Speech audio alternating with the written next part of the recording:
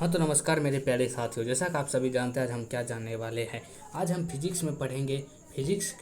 Physics का प्रकाश के परावर्तन और अपवर्तन का ऑब्जेक्टिव करेंगे, जिसमें से हम 60 ऑब्जेक्टिव आप लोग को बताएंगे। अगर आप लोग इसमें से 30 ऑब्जेक्टिव का भी अपने मन से उत्तर दे पाते हैं तो आपका बोर्ड एग्जाम का तैयारी बहुत अच्छा है।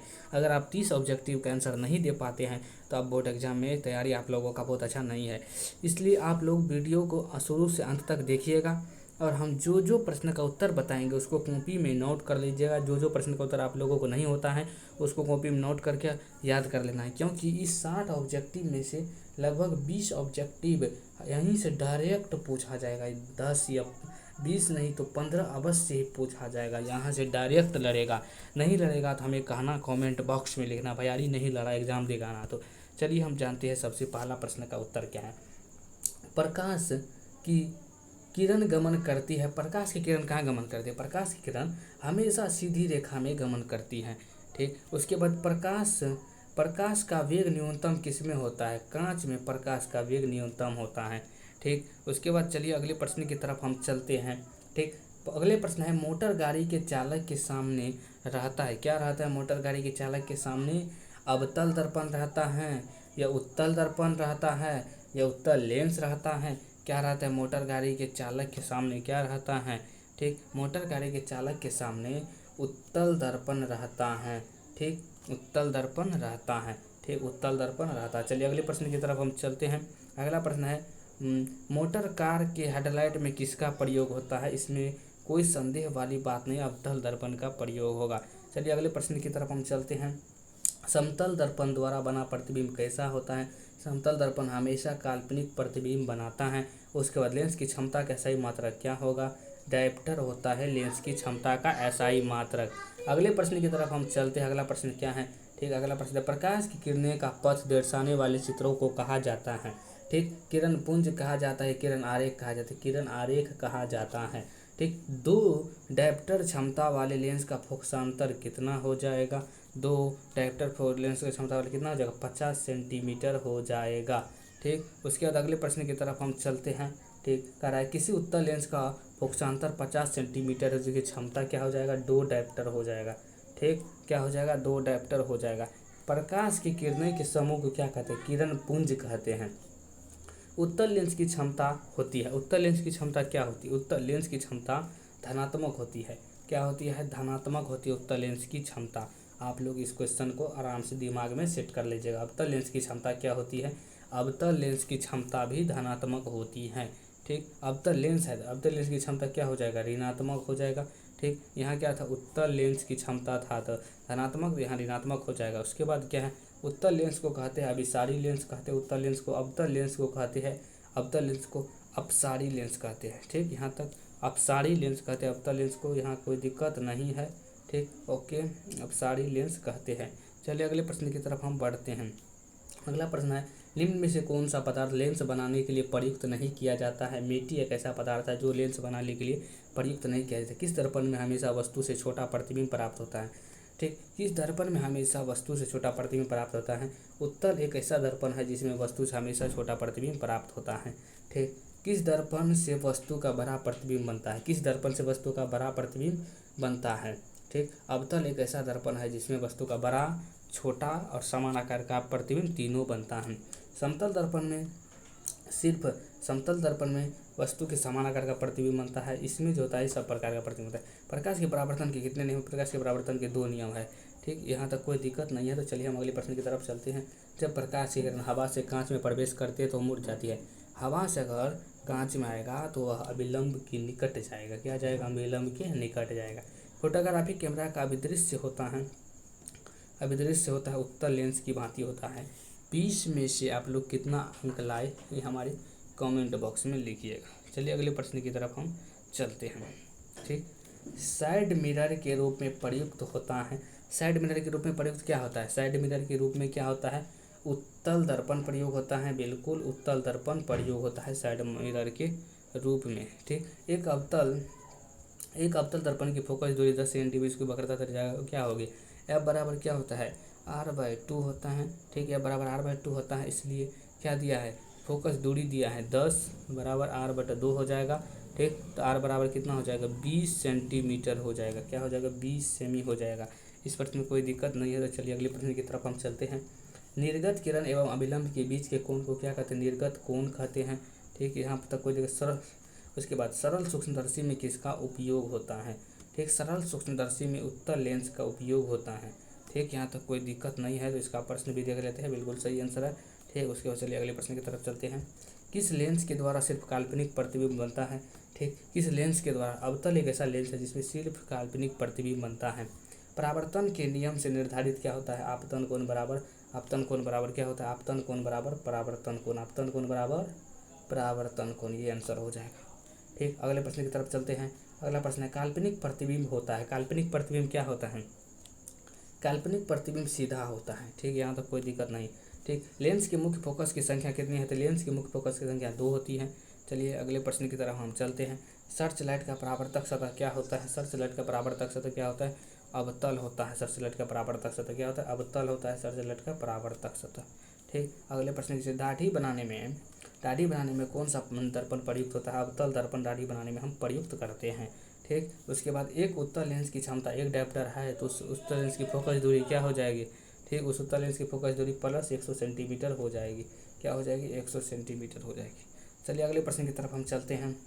किसी गोलीय दर्पण तथा किसी पतले गोलीय लेंस दोनों की फोकस दूरियाँ 15 सेंटीमीटर है तो दर्पण तथा लेंस संभव हो सकता है। ठीक, ये हो सकता दोनों अवतल दर्पण होगा। क्या होगा, दोनों एक अवतल दर्पण होगा। यह 2025 का क्वेश्चन है। प्रकाश के अपवर्तन के कितने नियम है, प्रकाश के अपवर्तन के 2 नियम है। ठीक, उसके बाद चलिए अगले प्रश्न की तरफ चलते हैं। किसी माध्यम का अपवर्तनांक क्या होगा, sin i बट्टा sin r होता है। क्या होता है, sin i बट्टा sin r होता है। ठीक, यहाँ तक कोई दिक्कत नहीं। चलिए अगले प्रश्न की तरफ चलते हैं। ठीक, अगले प्रश्न में क्या है, एक उत्तल लेंस होता है सभी जगह समान मोटाई, बिल्कुल गलत बात है। बीच की अपेक्षा किनारों पर मोटा, किनारों की अपेक्षा बीच में मोटा होता है उत्तल लेंस। अवतल लेंस का आवर्धन बराबर होता है, क्या होता है, v/u होता है। क्या होता है, v/u होता है। क्या इसका आंसर भी हम एक बार देख लेना चाहते हैं। ठीक, ओके, सही आंसर है, v/u आंसर होता है। क्या होता है, v/u। चलिए अगले प्रश्न की तरफ हम चलते हैं। गोलीय दर्पण की फोकसांतर वक्रता त्रिज्या के संबंध, एक होता है f बराबर r/2, एक होता है r बराबर 2f, यही दोनों संबंध है। ठीक, इसका संबंध क्या हो जाएगा, f बराबर r/2, r बराबर 2f, r बराबर क्या हो जाएगा 2f, या बराबर r/2 नहीं, तो यही आंसर ऑप्शन ही हो जाएगा। ठीक, चलिए अगले प्रश्न की तरफ चलते हैं। सोलर कुकर में प्रयोग किया जाता है, अवतल दर्पण का प्रयोग किया जाता है। उत्तल लेंस में बना प्रतिबिंब होता है। उत्तल लेंस में जो प्रतिबिंब बनता है वास्तविक, उल्टा, वास्तविक और सीधा, बराबर और सीधा। ठीक, वास्तविक और उल्टा, वास्तविक और सीधा। ठीक, वास्तविक और उल्टा प्रतिबिंब बनता है उत्तल दर्पण। ठीक, बिल्कुल सही आंसर है। चलिए अगले प्रश्न की तरफ हम चलते हैं। ठीक, अगला प्रश्न है, उत्तल लेंस में जब f और 2f के बीच रखा जाता है तो बना प्रतिबिंब होता है। कह रहा है उत्तल लेंस में, अगर हम उत्तल लेंस में जब बीम f और यह है उत्तल लेंस मान लेते हैं, उत्तल लेंस है। ठीक, ये क्या है, उत्तल लेंस है मान लेते हैं। ये क्या है, उत्तल लेंस। उत्तल लेंस बढ़िया से हम बनाते हैं। ये क्या है, उत्तल लेंस है। ये क्या है, उत्तल लेंस है। ठीक, ये क्या है, f है। ये क्या है, f है, ये f है, ये है 2f। ठीक, इसके बीच में वस्तु को रख करके अगर देखा जाता है तो बीम का प्रतिबिंब कहाँ बनेगा, ऐसे जाता है, ऐसे घूम जाता है, इसके बाद ऐसे जाता है। ठीक, वस्तु से प्रतिबिंब क्या रहा है, वस्तु प्रतिबिंब कितना बड़ा बन रहा है। ठीक, प्रतिबिंब बन रहा है लगभग बड़ा बन रहा है। क्या बन रहा है, वहाँ बड़ा और वास्तविक बनता है। बिल्कुल सही बात है, बड़ा और वास्तविक प्रतिबिंब बन रहा है। चलिए एक बार आंसर भी देख लेते हैं। बड़ा और वास्तविक प्रतिबिंब बिल्कुल सही आंसर है। चलिए अगले प्रश्न की तरफ हम चलते हैं। दो वक्रीय पृष्ठों से घिरे ठोस माध्यम को क्या कहते हैं, दो वक्रीय पृष्ठों से घिरे ठोस माध्यम को कहते हैं समतल दर्पण, गोलीय दर्पण। दो वक्रीय पृष्ठों से घिरे ठोस माध्यम को क्या कहते हैं, ठोस माध्यम को कहते हैं गोलीय दर्पण शायद कहते हैं। चलिए एक बार आंसर भी देख लेते इसका, गोलीय लेंस कहते हैं। क्या कहते हैं, गोलीय लेंस कहते हैं। चलिए अगले प्रश्न की तरफ हम चलते हैं। वह गोलीय दर्पण जो बाहर की तरफ वक्रित हो कहलाता है, बाहर की तरफ जो वक्रित हैं वह अवतल दर्पण कहलाता है। क्या कहलाता है, अवतल दर्पण नहीं, उत्तल दर्पण कहलाता। सॉरी, इसमें थोड़ा हमको डाउट नहीं था, लेकिन थोड़ा मिस्टेक हो गया। चलिए माफ़ी चाहता इसके लिए, उत्तल दर्पण है। चलिए अगले प्रश्न की तरफ हम चलते हैं। अगला प्रश्न है, गोलीय दर्पण के परावर्तक पृष्ठ के केंद्र को दर्पण को कहा जाता है। गोलीय दर्पण के परावर्तक पृष्ठ के केंद्र को क्या कहा जाता है? ध्रुव भी कहा जाता है। क्या कहा जाता है? ध्रुव कहा जाता है। इसका भी आंसर एक बार हमें देखना आवश्यकता की बात है। बिल्कुल सही आंसर है। ठीक, उसके बाद अगले प्रश्न की तरफ हम चलते हैं। किसी लेंस के द्वारा उत्पन्न आवर्धन का सही मात्रक क्या होता है? लेंस के आवर्धन का सही मात्रक नहीं होता है, वह मात्रक विहीन होता है। ठीक, आप लोग चैप्टर में बहुत अच्छे से पढ़े होंगे। चलिए, लेंस के केंद्रीय बिंदु को कहते हैं, लेंस के केंद्रीय बिंदु को क्या कहते हैं? लेंस के केंद्रीय बिंदु क्या कहते हैं? प्रकाशीय केंद्र कहते हैं। क्या कहते हैं? प्रकाशीय केंद्र कहते हैं। ठीक, उसके बाद किसी शब्दकोश में पाए जाने वाले छोटे अक्षरों को पढ़ने से आप किस निम्न का लेंस का पसंद करेंगे? पीबीआई क्वेश्चन, यह क्वेश्चन अब जरूर पूछा जाएगा 2026 के बोर्ड एग्जाम में। ठीक, यह 5 सेंटीमीटर फोकस दूरी का उत्तल लेंस का हम प्रयोग करते हैं। ठीक, इस क्वेश्चन में आप लोग कोई दिक्कत नहीं होगा। इनमें से कौन सा दर्पण सूत्र है? दर्पण सूत्र 1/v + 1/u = 1/f होता है। ठीक, क्या होता है? ये होता है इसका दर्पण सूत्र। ये है ऑप्शन ए, इसका आंसर सही हो जाएगा। चलिए अगले प्रश्न की तरफ हम चलते हैं। गोलीय दर्पण का वक्रता केंद्र को किस अक्ष से निरूपित किया जाता है? वक्रता केंद्र को सी से हम निरूपित करते हैं। निर्वात में प्रकाश की चाल 3×10⁸ मीटर/सेकंड होता है। ठीक, अगले प्रश्न की तरफ हम चलते हैं। ठीक, दंत विशेषज्ञ मरीजों के दांतों का बड़ा प्रतिबिंब देखने के लिए किस दर्पण का उपयोग होता है? अवतल दर्पण का प्रयोग होता है। पतले लेंस की आवर्धन का क्षमता होता है, पतले लेंस की आवर्धन की क्षमता कम होता है। पतला है तो भैया कम होगा। ठीक, अगले प्रश्न की तरफ हम चलते हैं। मोटे लेंस की आवर्धन की क्षमता अधिक होती है। ठीक, इसका भी आंसर पता चल गया। उसके बाद इसका प्रश्न, अवतल दर्पण के ध्रुव और मुख्य फोकस के बीच रखे बीम का प्रतिबिंब की प्रकृति क्या होगी? इसका हम थोड़ा बढ़िया से इसको हम देखते हैं। क्या है? अवतल दर्पण, अवतल दर्पण ये मान लेते हैं, अवतल दर्पण।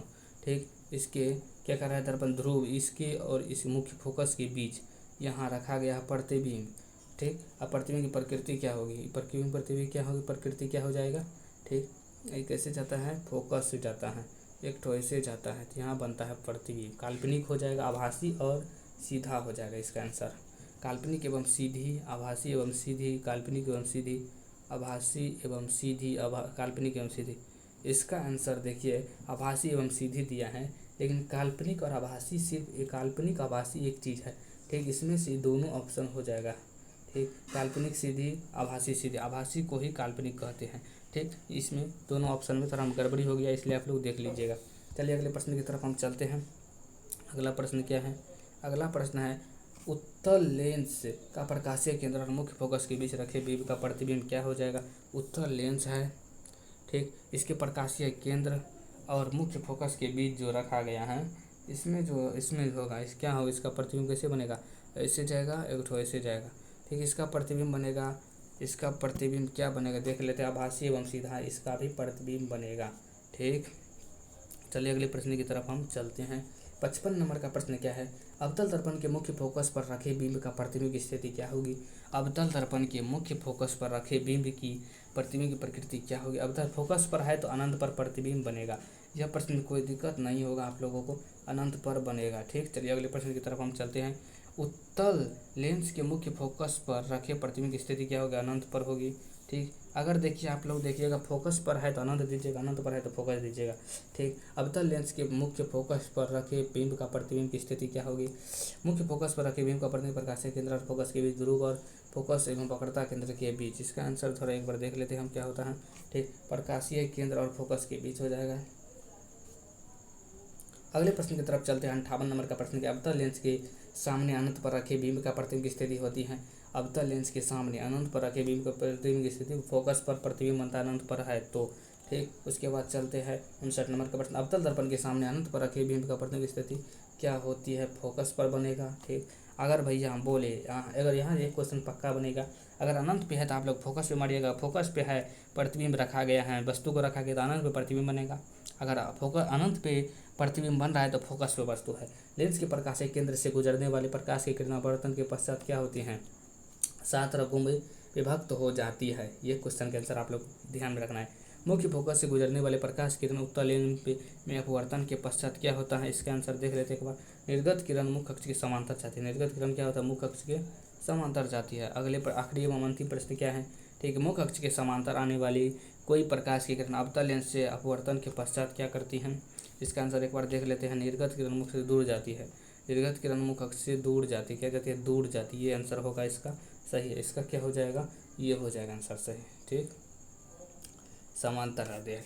आप लोग को यहाँ तक कोई दिक्कत नहीं होगा। अगर आप लोग इस क्वेश्चन 62 में से कितना आप लोग मार्क लाए वो हमारे कमेंट बॉक्स में ज़रूर लिखिएगा, और एक प्यारा सा कमेंट कीजिएगा कि आप लोग को अब किस टॉपिक पे वीडियो चाहिए, हमें किस टॉपिक पे वीडियो बनाना चाहिए, और हमारे चैनल को आप लोग सब्सक्राइब कर लीजिएगा। हमसे जुड़ने के लिए आप लोग हमारे चैनल को सब्सक्राइब कर लीजिए। अगर आप लोग को वीडियो अच्छा लगा है तो एक लाइक कर दीजिए और अपने दोस्तों के पास सब्सक्राइब कर दीजिए। चलिए, धन्यवाद। जय हिंद, जय भारत।